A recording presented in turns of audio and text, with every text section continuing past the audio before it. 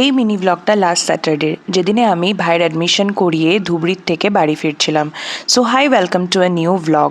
বাড়ি আসার পথে আমি না গোপালের জন্য তাল কিনে এনেছিলাম, আর মা আসার সাথে সাথেই তালগুলোকে চেলে রেডি করছিল, যেহেতু বিকেলে মা গোপালকে তালের প্রসাদ দেবে।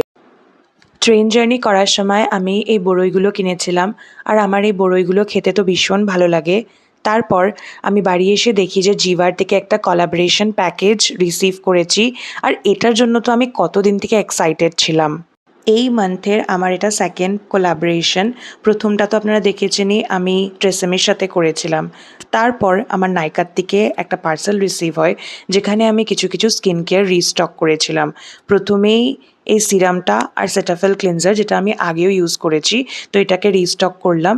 আর কিছু নতুন প্রোডাক্টও অর্ডার করেছিলাম, যেরকম এই সানস্ক্রিনটা আর এই ফেস ওয়াশটা। এই দুটো খুবই নতুন, আমি এক্সাইটেড ইউজ করার জন্য। তারপর ইট ওয়াজ লাঞ্চ টাইম, জলদি লাঞ্চ করে একটা শ্যুট পেন্ডিং ছিল, সেটাকে কমপ্লিট করলাম। চলো, that's it for today's video.